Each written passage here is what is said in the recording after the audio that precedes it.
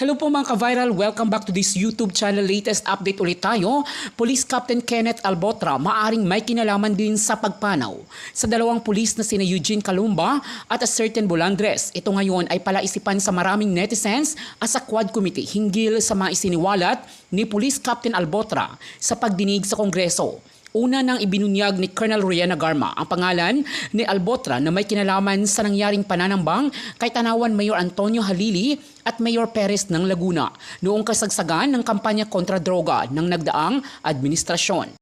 Nanindigan si Captain Kenneth Albotra na nasa biyahe ito noong nangyari ang pananambang at wala ito sa Batangas na hindi tinanggap na rason ng Quad Committee dahil maaaring nag-hire ito ng tauhan o gunman para maisakatuparan ang plano. Subalit malaking palaisipan din kung bakit ang dalawang pulis na sina Calumba at Bolandres na under sa Station 1 ng Cebu sa pangunguna ni Captain Albotra ay pumanaw din na ayon kay Albotra ay hindi nito matandaan kung kailan at ano ang tunay na rason ng pagpanaw ng kanyang tauhan na mga pulis. Narito ang nadiskubre ng Quad Committee sa statement ni Police Captain Kenneth Albotra. Atin pong panoorin. Si Eugene Calumba po, Mr. Chair, ay namatay na po siya, Mr. Chair. Namatay. Opo, Mr. Chair. What cause of his death? Siya po ay namatay, Mr. Chair, sa Cebu City, Mr. Chair. Cause, ang tinatanong ko, ano yung Nabaril po siya, Mr. Chair. binaril? Opo, Mr. Chair. Kailan yon? Hindi ko na po maalala, Mr. Chair, yung date, Mr. Chair. Hindi mo na malaman? Sige nga. Yung Bolandres. After po nung namatay po si Eugene, Mr. Chair, mga ilang araw po, nagpa-relieve na rin po siya, Mr. Chair. Hindi ko na po alam kung saan siya, Mr. Chair. So, nabaril din yung Bolandres. Na-relieve po, Mr. Chair. Na-relieve po siya, Mr. Chair. After Na-relieve? Na-relieve po, Mr. Chair. Yes, Mr. Chair. When was that? 2018, Mr. Chair. 20? Sometime on 2018 po, Mr. Chair. 2018. Yes, Mr. Chair. Pagbalik niyo sa Cebu, anong assignment niya? Sa Police Station 1, Mr. Chair. Under sa'yo. Opo, Mr. Chair. So, nung nabaril yung a certain Calumba? Calumba ba yon? Eugene Calumba, Mr. Chair. Oh, nung nabaril yung Calumba, anong assignment niya? Siya po ay Station 1, Mr. Chair. Sa'yo? Under sa akin, pero Under sa'yo? may... Siya po, Sadali, tinatanong kita, under sa'yo? Yes or no? siya po ay assigned sa Unit 2, Mr. Chair, pero operationally under control po siya ng... Dahan-dahan lang po, hindi ko maintindihan. Ano, please? Si Eugene Calumba, Mr. Chair, ay assigned sa Police Station 1, Mr. Chair. Under sa'yo? Yes, Mr. Chair, pero siya po ay operationally controlled by Ma'am Garma, Mr. Chair, that time. Under sa'yo, pero operationally controlled by Colonel Garma? Yes po, Mr. Chair. Wala. Mr. Chairman, wala na si Colonel Garma? Chairman? Wala na si Colonel Garma. So, that was 2018 also? Opo, Mr. O Chair. kanina tinatanong kita, ba't hindi mo matandaan kung kailan siya na-assign at saka namatay? Yung exact date po ang hindi ko matandaan, Mr. Chair. Huwag kang mag-abogado dito. Sorry po, Mr. Chair. Nung tinanong kita kanina, sabi mo, hindi mo na matandaan. I'm referring po sa exact date po, Mr. Chair. Hindi ko naman tinanong yung exact date eh. Well, in fact, kung hindi kita tinanong kung saan siya nakasign, hindi mo sinabi na under your Station 1. Yung Bolandres. During the time, Mr. Chair, nung nangyari po yun kay Eugene... Sandali, tapusin mo na. After nung Calamba, saan siya na-assign? Sa Cebu City rin po, Mr. Chair. Police Station 1, Mr. Chair. Station 1 din, sa'yo din, di ba? Opo, Mr. Chair. From Calamba, binitbit mo pabalik sa Cebu. Nung nullified po yung order namin, Mr. Chair. Kaya nga, Opo, Mr. bitbit mo. O tapos, Tapos nag-courtesy call po kami kay Ma'am Garma. hindi ko tinatanong yung courtesy call. Ang tinatanong ko yung assignment ng Bulandres. So namatay yung Colamba under your watch sa station mo. Tapos anong nangyari kay Bulandres? Na-relieve na rin po siya, Mr. Chair. Why? Hindi ko po alam, Mr. Chair, na Station 1 commander ka, hindi mo alam na nirelieve siya? You're lying. hindi ko po maalala, Mr. Chair, kung bakit siya Nako, na-relieve. huwag tayo maglokohan dito ha. Bata mo yung dalawa, bit-bit mo pa Kalamba, at then bumalik ka sa Cebu, tapos mo hindi mo alam. Why they were relieved? Ang alam ko po, Mr. Chair, na-assign, bumalik po siya sa Negros, Mr. Chair. Ang tanong nga, bakit siya nirelieve? I have no idea, Mr. Saan siya Chair. inassign? Sa Negros Oriental? No idea po, Mr. Chair. Kung Mr. Chairman, itong si Albutra, kanina pa to eh. Napakasinungaling to, kung hindi mo makorner, hindi sasagot ng tama. Ngayon, bata mo yung dalawa, tapos hindi mo alam. Eh, yung investigation with regards to the death of Kalumba, ba't siya pinatay? Hindi mo rin alam. Mr. Chair, during that time po, siya po ay Hindi, tanong ko, anong motive?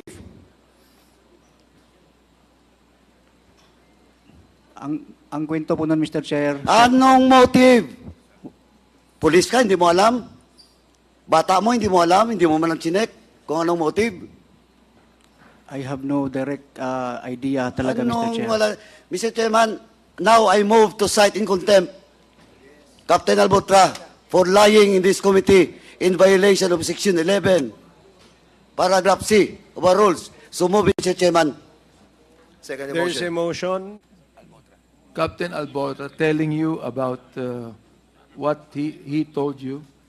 Do you have any ulterior motive on My that? only motive, Mr. Chair, is to tell the truth. Oh, the only motive, Mr. Chair. Captain Albotra, is to tell the truth. Now, let me also ask you, Colonel Garma, why do you think that Captain Albotra told you that kind of a story?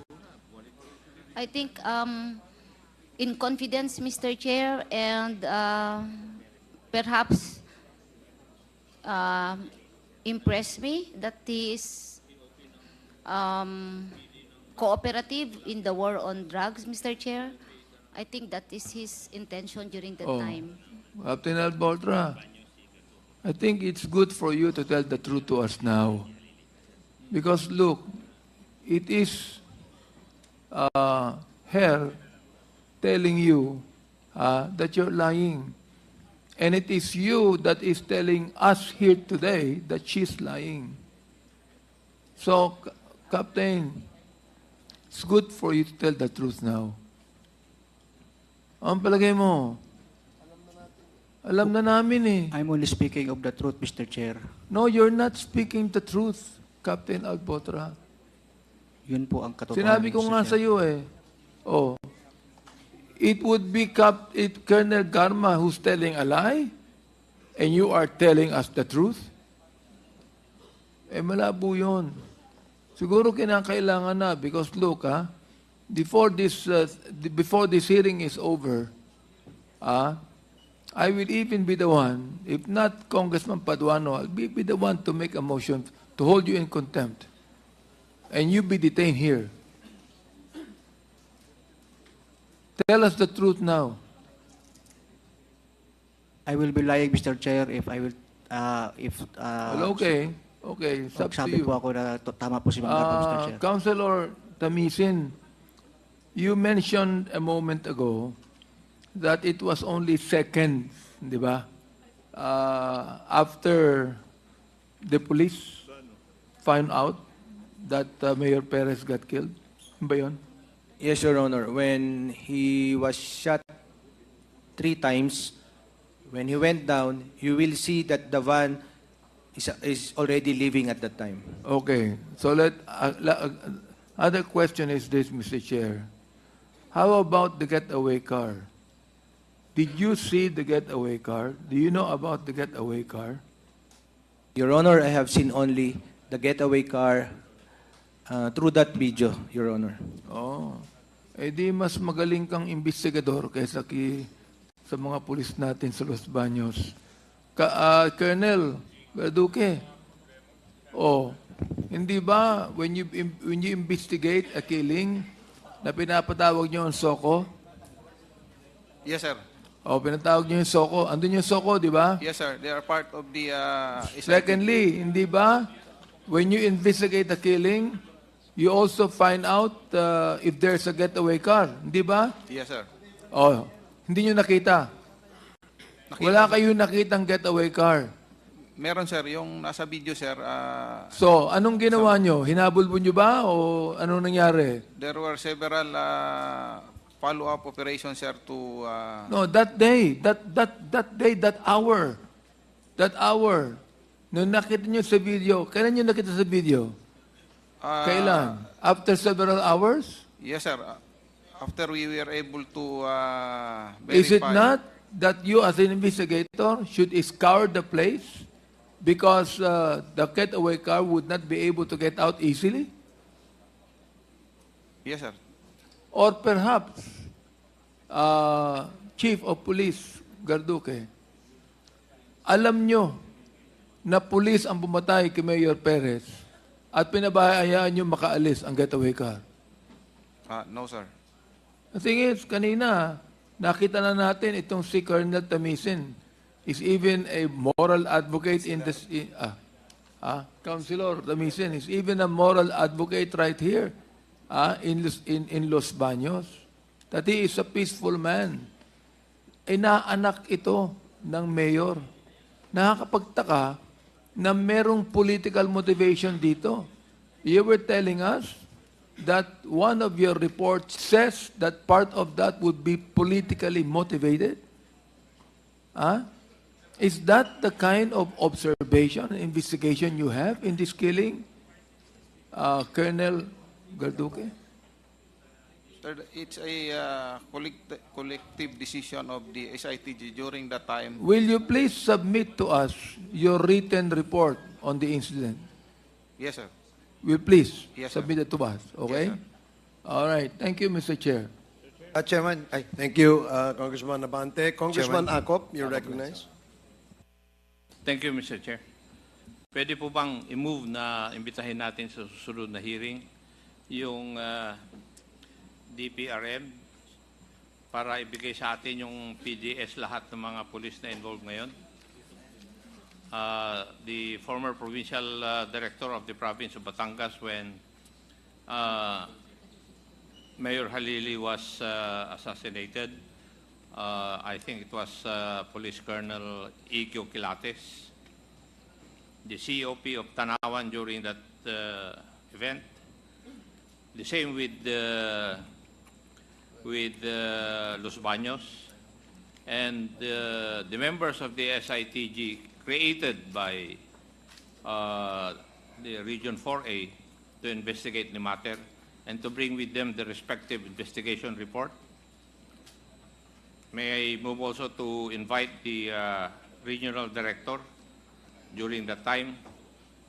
I think he's now the mayor of Silang Cavite. Now, Colonel Patay, Yes, Mr. Chair. kayo po ay tinanong ko na ito noon na na-reassign kayo from Mindanao to NCRPO. Tama? Yes, Mr. Chair. At meron din pa kayong mga kasamang non-commissioned officer. Yes, Mr. Chair. Sa lahat po ba ng assignment mo nung napunta ka rito sa NCR, kasama mo yung mga tao mo? Sa Station 6, Mr. Chair, kasama ko. Pero nung paglipat na, hindi na po. Paglipat saan? Sa Region 4A at saka sa Region 3, Mr. Chair. Sa Region 4A as CIDG Chief. Yes, Mr. Hindi Chair. mo na dala yung tao mo. Hindi na lahat, Mr. Saan Chair. mo sila iniwan? After Station 6, Mr. Chair, they were assigned to different units. Hindi sa CIDG. Not, Mr. Chair. Hindi sa CIDG. After After, Mr. Chair, may nakasama ko sa CIDG sa Region 3. Yung iba po, Mr. Chair, sa PSPG at saka sa Maritime po. So, nakasama mo yung iba na galing sa Mindanao sa Region 3 CIDG. Yes, Kasi Mr. To cite in contempt Major Albotra for violating Section 11, Paragraph C of the Rules of Procedure governing inquiries in aid of legislation. And it was duly seconded. Are there any objections? Hearing none, the motion is approved. Comsec, please take note that Major Albotra is now cited in contempt by the Quad Committee. Chairman, Please proceed. Just a rejoinder. Alam mo, Captain Albutra, I have warned you kanina pa. Hindi ko pa mabuo yung story. Dahil taga Cebu ka eh. Pero you were assigned to Dumaguete, kaya mapacheck ko rin yung record mo. Pati yung dalawa mong tao. Nagsisinungaling ka eh. Babalikan ko pa rin yung Kalamba on the next hearing. Kung hindi kita makorne, alam mo, akala mo dito, hindi kami nag-imbestiga.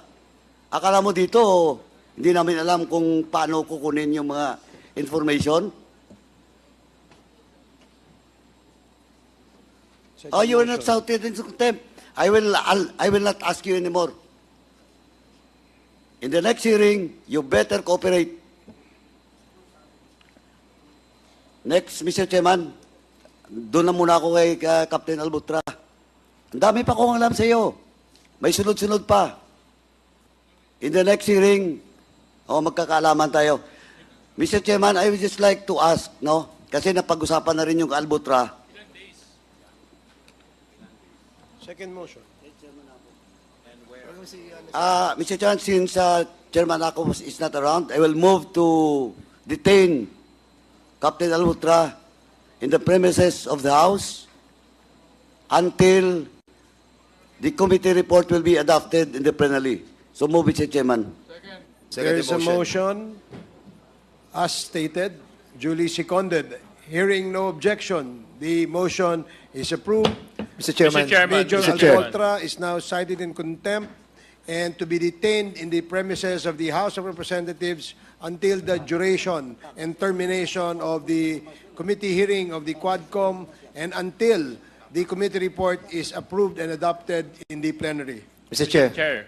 Okay, Congressman DS.JJ Suarez and then Congressman Dan Fernandez. DS.JJ. Thank you very much. Mr. Chair, just a point of clarification. Are we pertaining to the partial committee report or the final committee report in the penal provision of in the penal part of the contempt? Or the, Final, What is the pleasure of the movant? final, Mr. Chairman, until the committee report will be adopted in the plenary, as I've said, Mr. Chairman. Thank Okay, you. Until the final and complete plenary, final and complete committee report. until the committee report is approved and adopted in the plenary. Thank you very much, Mr. Chair. Mr. Chair. Now, Congressman Dan Fernandez. Captain Alboltra, we were so lenient for so many hours with you. And by citing you in contempt, at the end of the road, you will be thankful with this Quadcom. Because it is your safety that we are after for. Sana, lagay mo sa utak mo yan. Yun lang po, Mr. Chair. Maraming salamat po. Thank you, Congressman Dan Fernandez. Now, Congressman Paduano, you may proceed. Thank you, Mr. Chairman. Anyway, pinag-usapan na rin yung Region 7. Can I ask Colonel Grijaldo to take the seat? Colonel Grijaldo. After ni...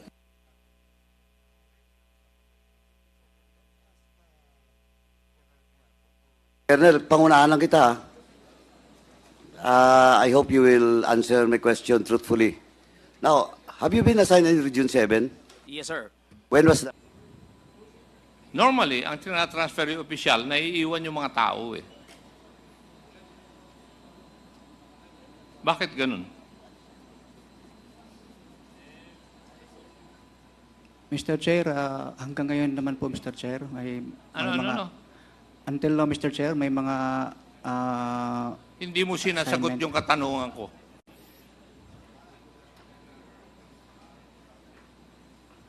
pardon, Mr. Chair.